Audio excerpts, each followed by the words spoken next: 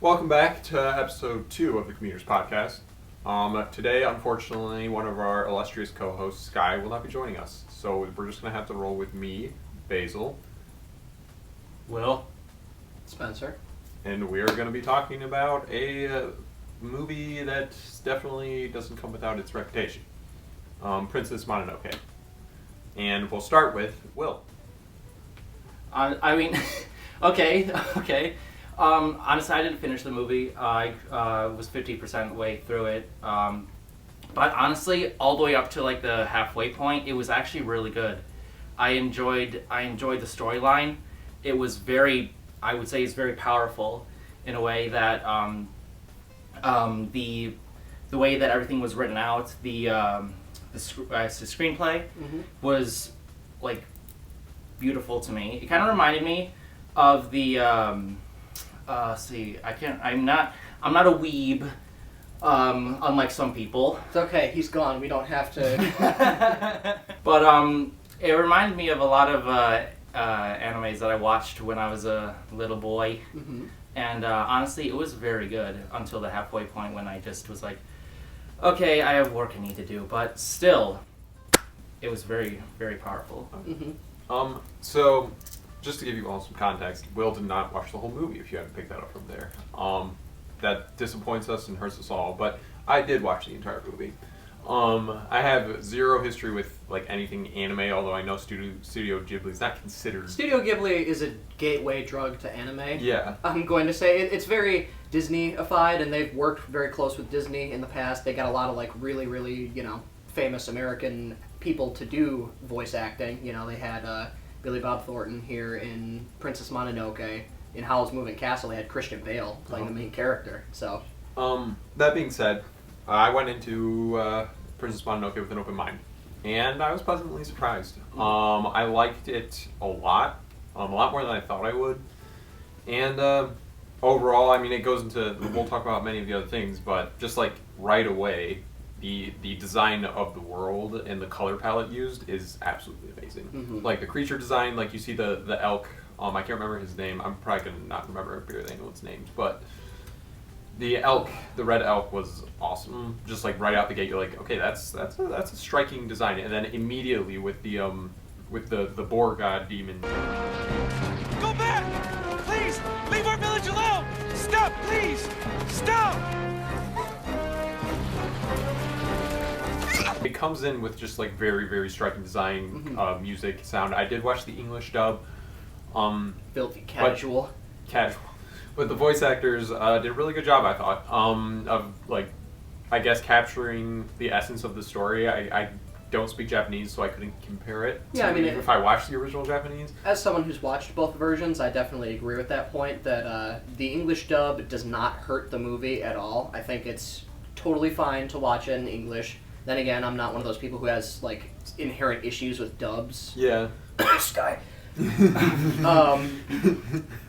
Yeah, I think that they really, really did a good job, even from someone who doesn't have a problem with English dubs. It was just fantastically done. There's a lot of emotionally charged moments in the movie that I think the voice actors really carry through well. And like you were saying, too, with, beautiful animation, I always compare Studio Ghibli's work with things like Pixar, and that you remember for Brave how they always talked about how they did every single strand of hair in the modeling. When you're seeing that boar god run out of the forest in the opening scene, you can see every single tendril and piece of him. It's all rippling in the breeze. It was amazing. And it was so dynamic. Exactly, and the grass is blowing in the background. What? They really pay such close attention to little things that really ground the animation. It doesn't feel like a cartoon. No. When was this movie made again? This was made in the 80s, I want to say. Like late 80s, early 90s. But man, that was yeah. And you mentioned before how this movie was like, Ghibli's worked in association with Disney a lot. Mm-hmm. This movie puts the darkness level of any Disney movie to it. Like, it surprises me at all that Disney would want anything to do with it. Mm-hmm. Right out the gate, you have that boar god who gets killed and some of the most like disgusting, like horrifying imagery. And you're like, right. And this is an animated film. And with his dying breath, he issues a curse on the village. Yeah. That's very. And then as he's like going, as what's his name? Ashitaka Mhm. is going to the Iron Town or whatever. He's on his way to like figure out how to lift his curse, and he attacks those people, and then he like shoots their heads and limbs off. Mhm. And I was like, what am I watching? Like, I expected this to be a lot more child friendly, like going in.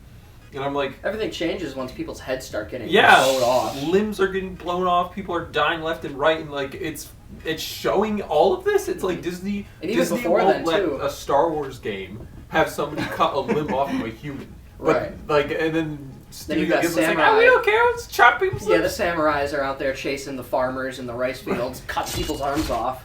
I was just like, I did not expect something like that. Mhm. And I love that all the more because it made the world feel really like the sense of danger was there, and anybody could die at any time. You know what I liked about it was it felt like a very old story. It was less of a modern day fiction and more of a folk tale. Yeah, because you always hear about those old like Germanic folk tales of Krampus and Baba Yaga and witches and things in the forest, and it always ends with these really grim, dark endings. I mean, Hansel and Gretel got eaten alive, and so did Little Red Riding Hood. So I think it really captured that old style story. Things being very mature and Pose dark. something here too. It kind of like the sense of scale in it was something akin to like Lord of the Rings. Oh yeah. Like I was shocked consistently. I mean, you have different armies, different factions going at it. You had like the woods people, you had the Iron Town, you had the samurai, and then you had Ashitaka's people, and like all these different like groups coming together, and like there's different like large scale battles, and you're like, this is like, it was not what I expected going in at all. I am still confused on why it's called Princess Mononoke, because I mean I get it. There's the character San, who's she is Princess Mononoke, but I'm pretty sure San was just the Americanized name that they gave her in the movie, but in the Japanese version with the Japanese dub, she is Mononoke. But in the movie, they say Princess Mononoke. Like the what's her name? The head of the Iron Town. Lady Eboshi. Lady Eboshi says she wants to make Princess Mononoke human again. Mm-hmm. And they say that, but they never touch on that again. Right, and that might have just been a discrepancy with the translation. Yeah, translation. They changed the name around here and there, but as they're directly translating the script, maybe they just forgot to change that to San. Yeah, it is hard translating like that type of language because it's like English and like Japanese are so far apart. Right, and then like you said, with them working with Disney, they do change a couple of things just to make it more pronounceable to our filthy gaijin tongues. There's themes and motifs with the characters, even with the locations. You know what my favorite part about the movie is? I mean, the themes are magnificent, the art is gorgeous, the story is gripping at every moment, in my personal opinion. I don't think I'm ever bored or uninterested ever. Because there are slow moments or whatever, but my favorite part is that nobody is inherently a traditional bad guy trope. Oh, yeah. Like, point to a villain. You can't. Lady Eboshi? No. She gives jobs to lepers and brings in, like, brothel women and working gives them girls. good lives. Exactly. Working, a real job, basically, and she's providing... And they get treated with respect and stuff, and it's not like they're just things to be thrown away. Mm-hmm. And then you have the forest people who are trying to defend their home. They're fighting a losing war of attrition against not only people and the encroaching, industry destroying their home, but the idea of modernization. And then you've got the hunter, we'll just say, played by Billy Bob Thornton. His character wasn't a bad guy either because he was just working contractually. Yeah. He was trying to get a lot of money from the Emperor of China, was it? Japan. Was it Japan? I don't think they ever say. Yeah, but they say talk about samurai, the and emperor. samurai are Japanese. Yeah, so, the Japanese emperor then, he was contracted by him to bring him the head of this forest to make spirit. him immortal. Right, and he just wanted to survive, make some money.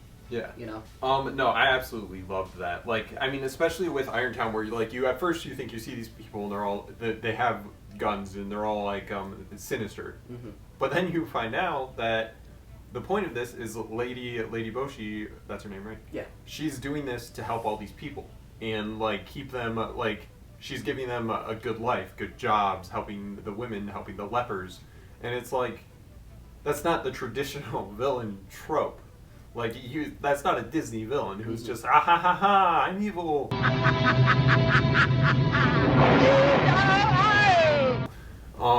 Which is something like as it kept going on, this stuff develops, and you're like, wow, they're really like they're just twisting things that you would have your preconceived notions of how things are, which I absolutely loved. Into like the themes of well, okay, there's a few things. So I mean, yes, you have this like kind of battling nature versus man thing going on, and it's like is it man's place to destroy nature, or is it nature's place to destroy man, or can they work in harmony together? Right. And like I think this movie, the kind of one of the overarching messages is that they can work together, and you don't have to sacrifice modernization to keep the planet okay. Which is funny that this was made back then. Like now you have Right, all because these points are even more relevant today. Yeah, You know, which- it's just gotten more and more, I guess, topical in our yeah. culture. What's weird, and it's like because like I also think it shows like the march of technology and how it helps people, because like these even though like this technology of guns was helping the women be able to not have to be at brothels and like be abused Exactly. and stuff. I mean, the firearm in general just completely revolutionized the caste system everywhere. You know, Yeah. because you had like crossbows, kind of did the same thing, but firearms specifically, you could give a poor person a gun, have him shoot it one time a day for a month, and then he could, you know, kill a noble in full armor who had Yeah. trained his whole life in swordsmanship and horseback riding and, you know, all of these different skills. It just created a much greater return, I guess, on your investment. Yeah. And it guaranteed that people didn't have to live in fear of those with money. But, you know, like you said, it also really created an issue because, you know, all of these people are able to have firearms and really deal with the creatures of the forest in a way that they never were before, you know, completely just threw the balance scales into turmoil. Yeah. Well, what I know you didn't get all the way through it, but you have like anything you want to like? Did you get to the part in Irontown and? I did. I got to that part. But honestly, I mean, when I watch movies like movies like this, like something that's anime,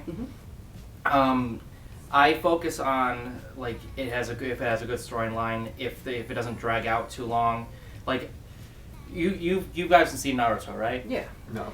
NANI? But Talk to me. you know how like in like episodes where it's like one episode they fight and then for the rest of the episode they just stand there staring at each other. Right. And then it's like that's the basic scene for the next 3 episodes. Right, and I don't think that's an inherent issue with anime, but it's just popular culture. 'Cause It's you look popular, at, but you look at even, you know, modern day like American or, you know, Western TV shows, you could just label it, and you still have the same usage of plot episodes, Right. you know, plot filler.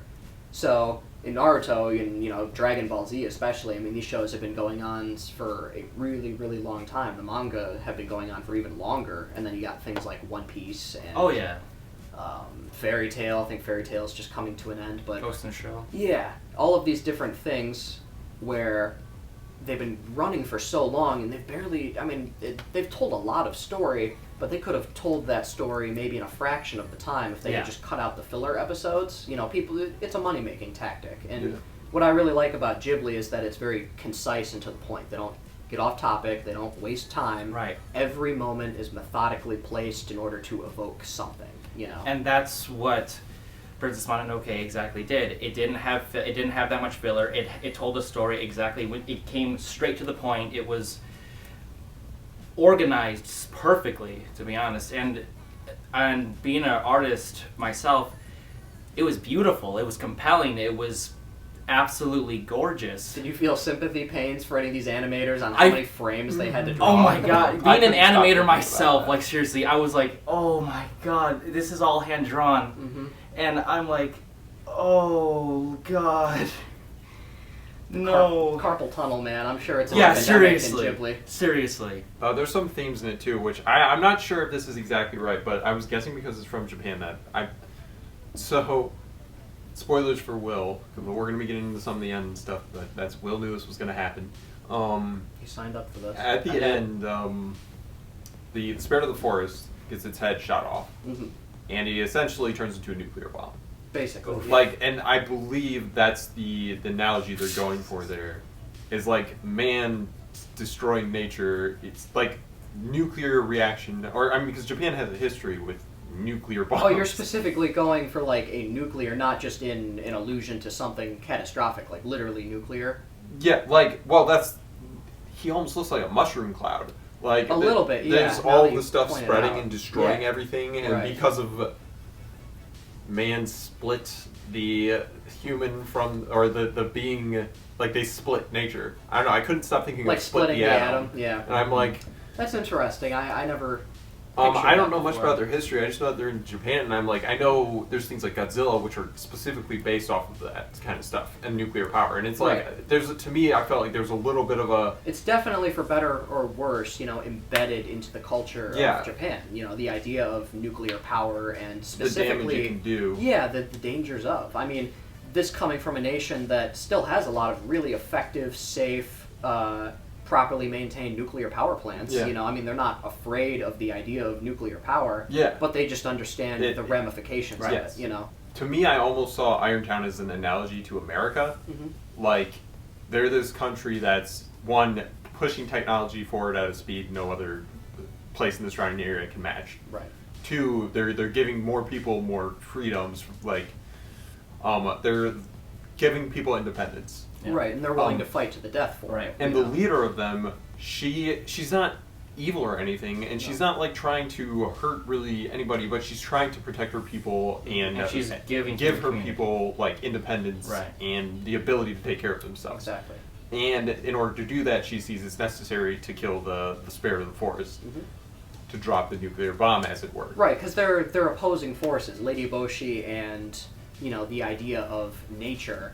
She views nature as obstructionism to her personal goals, and I think if there's any bad characteristic that would be even remotely villainous about Lady Boshi or the forest creatures, it's that they both share the lack of vision. They're both so dead set in their points of view that they find themselves to be opposing forces and not something that's congruent and can be together. It's a one or none mentality. One other thing that got me was, so a second ago you were talking about your favorite part of the movie. My favorite part of the movie by far, we haven't talked too much about Itachi, but the part where he goes in there and he picks up Princess Mononoke or San and just walks out of you mean Irontown. Ashitaka? He gets shot Yeah. and he just keeps going, and then he opens the door and walks out. One of the most badass things I've ever seen in a movie ever. Don't worry, she's just stunned. She'll be all right.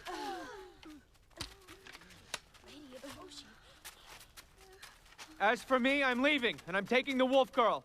I was like, I'm taking my girl Yeah. and I'm leaving. No, you can't. No, you. I'm gonna walk out. I don't think you heard me. I'm taking my girl and I'm leaving. That was Steal one of my girl. favorite moments of like any movie. It was so great. And then, And then I he gets know- shot, and he just like stumbles Right. a teeny bit, and then just keeps going. Right. Dude. How did? Because I know you got to see Lady Boshi for a little bit. Yeah, Right? just a little bit. How do you guys think? I mean, obviously, I think that she was a really, really well done female character. Oh yeah. But what would you say sets her apart from some other like strong female characters you've seen in other fiction? What features that Lady Eboshi had would you say really define her as being strong? Her morale, I would say. She has her mind set on something, and it's good, but as an audience, we sometimes don't see it as good because we might see it as villainous. But in her case, she's doing something for the community, for her community. She's protecting her community, and I see that her character compared to other animes I've seen. Women are like. I don't want to say I don't want to say, how do I say, what's the word? What am I trying to say? Kind of over-sexualized? Yeah. Or underplayed? Underplayed, yeah, I would say that. But she had morale going for her. She had a great character. She was doing everything that was right for her. She was kind of a badass, too. She was. Yeah. She was. And the thing is too, is they didn't make her a badass just to make her a badass. Right. They're not like, oh, look at her, she's a badass. They're just like, this is how she is, and you see how badass that is. She can obviously fight and take care of herself in that way, but it's like, the more badass things to me is like moments when she's like, they're like, her guard's like, oh, we need to kill him now. And she's like, no, he will do what he wants. Yeah. And then we'll just let him in. I'm okay with that because I'm in control here. Right. Like, I don't care if he goes and does something because I trust my ability to take care of everyone around me. Which is something... If he becomes a problem, I'll deal with it. Yeah. Yeah. And or even at the end when she's she's like going to kill the freaking spirit of the forest, and she shoots it. Like, oh man, you hit it. I'm doing it. She's like, oh well, it's gonna take a little more bullets than that to kill a god. And I was like, dude, you freaking gonna kill this thing. The choreography and the fight scenes, like, it blows my mind. Some of the animation, like, it's not because like a lot of the anime clips that I've seen are usually like super fast cuts. Yeah. Right. Like they animated one here, then they animated cut there. Choppy. This, yeah. it's fast, but it's fluid. It's smooth. smooth. It's so smooth. And the part where like, in the way the swords just come together, and you're like, the mixed with the sound design, It's got and the light, weight, you know. oh, it really does.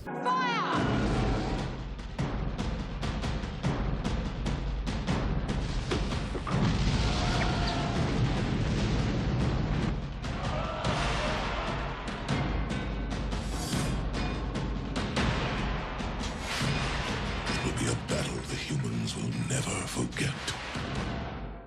I liked too that they made her physically, you know, such an imposing, strong character, but they didn't sacrifice elements of femininity too. Yeah. It's not like Lady Eboshi was this, you know, sexless kind of. Or some kind of like man, like where it's like, oh Right, yeah, it's a yeah. woman, but we'll just make them look like a man, but they're really still a woman. Right, because Lady Eboshi, you know, she was still very motherly to everybody. Yeah. You know, she had this very feminine, maternal instinct of like protecting everybody like they were her children. You know, she knew everybody by name. Everyone really looked up to her and respected her and trusted her judgment. You know, even her kid, you know, her head of guard there at Irontown. You know, he was still deferring to Lady Eboshi on like military matters because he just was like, okay, if you really feel like that, I trust you. It was even more impactful because she was a woman in this place of power and authority and respect. You know, she was a woman in the time where really not even poor men had any rights in Japan. Yeah, nobody, you know, but it's a caste system, right? Exactly. You only had rights if you were like a king or an emperor or something, Right. but she was giving these people... and even if you were a noble woman, you know, your position in the society was little more than, sadly, an arm piece. You know, you really weren't expected to do anything other than stay beautiful and segregated and innocent, you know, but she was very grounded and dark and mature, but strong because she had to make hard choices, and I think that's what really kind of cast her sometimes in a villainous light. Not because she was doing evil things, but because she had to make hard choices for the right reasons. Same thing with San. I mean, there's a lot of plurality between Lady Eboshi and San. You know, they're both the champions, I would say, for their respective forces. I mean, San's kind of a middle point too, because she is human. She can never she's be. on the wolves. She can never be part of that world. But see, okay, that comes to the ending, which I actually have mixed feelings about. Mhm. I like everything up until the point where it ends with. I mean, this is just the romantic Americanized, like, I want happy endings person within me. Mhm. But San and Atashi don't really get together. They decide that they can never be together because like their difference in. Did they? I thought they left it nebulous as kind of a, we're not acknowledging that we're Well, romantically it's like he can together. visit her. Right. That's what he like. It ends. With, he's like, you know, we can't, like, we can never stay together, but you know, I will always like come and visit you or whatever. Like, essentially something along those lines. And I was like, that's kind of like a little unsatisfying to me. I mean, I was okay with that just because they were from different worlds completely. You know, she was far less human than he was. And I mean, I guess you can make the analogy that he was losing pieces of his humanity with the whole, you know, demonic creep thing that they had with his arm. You know, I think there were analogies to be made upon how he got that possession, he was kicked out of his village, you know, banished completely, and the only thing he had left from that time was that little necklace that his sister gave him.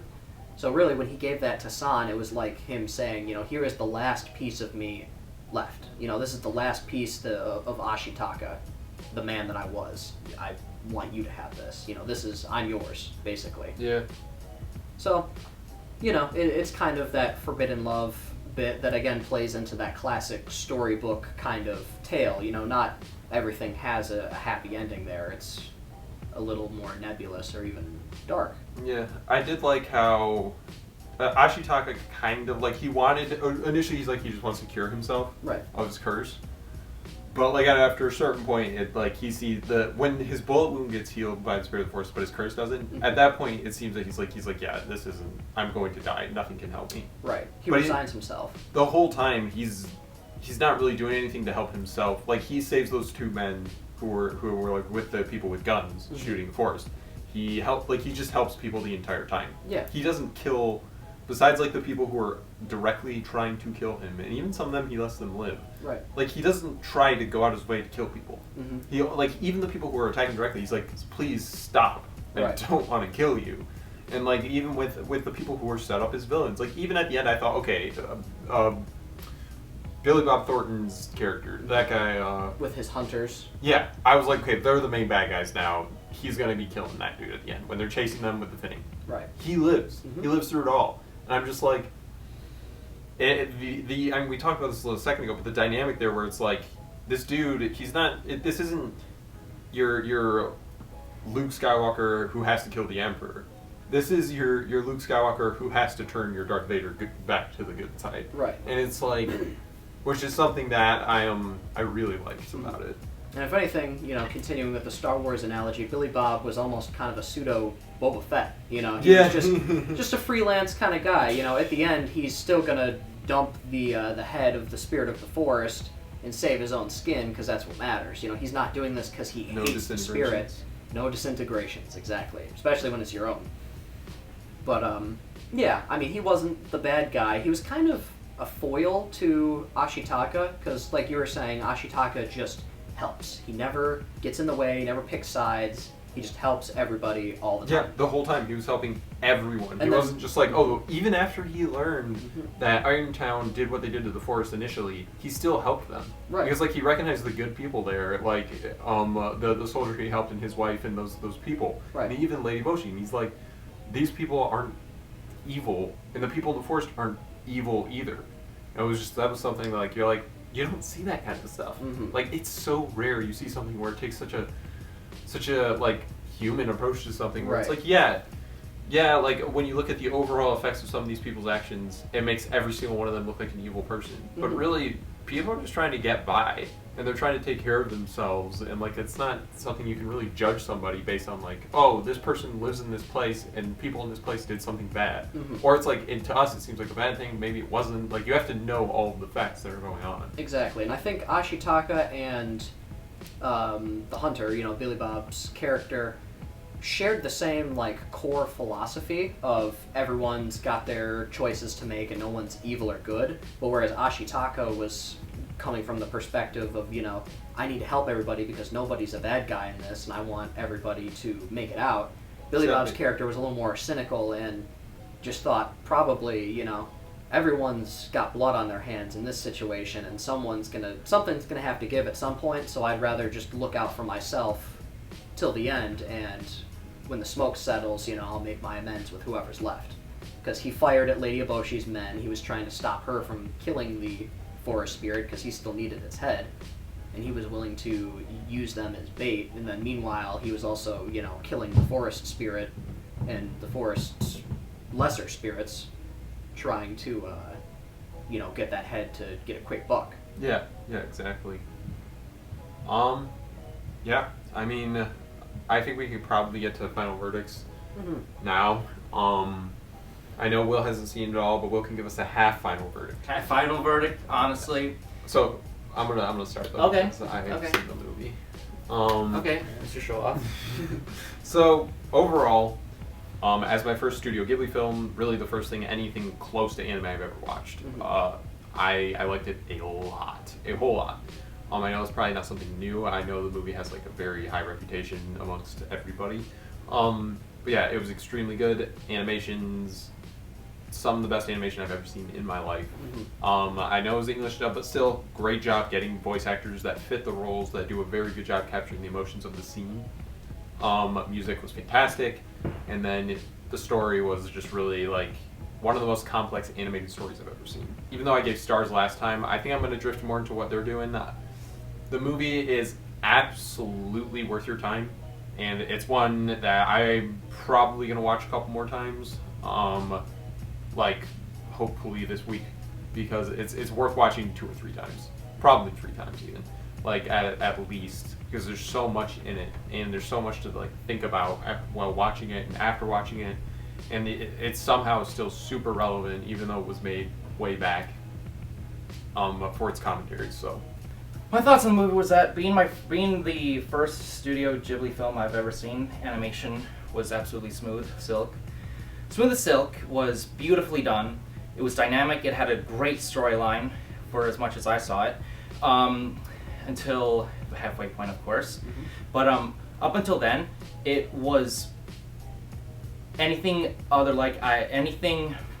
It was nothing like I've seen before in an anime. It had everything going for it, and I would recommend this for anybody who wants to watch a absolutely great anime film. And yeah, I would give it 5 kwais out of 5. Are you gonna finish it? Yeah, I'll probably finish it later today or sometime this week. He's gonna finish it. He's not just saying this and then he's gonna pretend like he never. Yeah, okay. So, being the one that recommended it, it's probably going to be, self-evident that I really like it a lot. Out of every Ghibli movie, there's always a central theme, and a lot of the themes of their movies is this concept of duality between, modernization and the environment. And I think that's very centric to Japan, just as a country and a cultural identity, because there's always been a lot of reverence to nature and the natural world. Reverence. And what did I say, reverence? Yeah. So, It's a reference. so I think there's been a lot of there is a lot of reverence in the cult. You good? Shake it a little. There's a lot of reverence in the culture of Japan between the old and the traditional and the new and the modern, and I think that they've really, as a culture, focused a lot on reinventing, what it is to be modern. It's not like the 1800s British imperialist with, coal and industry, and, that's a part of it, but it shouldn't be sacrificing the old values. They take what's traditional and reinvent it in a modern way. And I think that that's very much so what, they try and teach, Hayao Miyazaki in a lot of his movies, is that it doesn't have to be this binary one or the other. As you said, you really covered everything that I would want to talk about. It's still topical, even though it's an older movie. The animation is still beautiful. The pacing is really good. The only complaints that I think somebody could even generate about this movie that I would find reasonable is the length. But I think the length... That long. It was No, like I mean- 2 hours and 20 minutes or something. Yeah, 2 hours and 20 minutes for most people, especially a Western audience, is a very Yeah, long time that's to true. have them sit through a movie. Seven Samurai, beautiful story. Oh yeah, is I love that movie. Yeah. That was awesome. about 2.5, almost 3 hours, I'm Yeah. pretty sure. It's got an intermission in the middle, and I think that that's totally fine. I love long-form fiction if it's done correctly, and Princess Mononoke, I think, is a great textbook example of long-form fiction done well, because the plot is always moving. There's never a slow point where you think, okay, I can take a pee break here, It's like, this other thing's happening, or, they're traveling together, or they need to go meet this character, or, it's so dynamic always, it feels like it's in constant motion. Watch it, and then watch it again, and then go get some snacks, and then watch it a third time, because there's something to get out of every viewing of the movie. It's not a one and done. That's just a nice story that's wrap-upable in an hour and a half, and you go pay your $8 fee at a movie theater to watch it and never see it again. You can watch it over and over. You can watch it like from an animator's perspective and look at the beautiful, beautiful artwork and just the dynamic shot composition of it all. You can look at it from a story writer's perspective and find all these cool little intricate plot points and character development, and you can watch it from an environmentalist kind of philosophy point of view and dissect the characters and their motivations and just the themes. Yeah.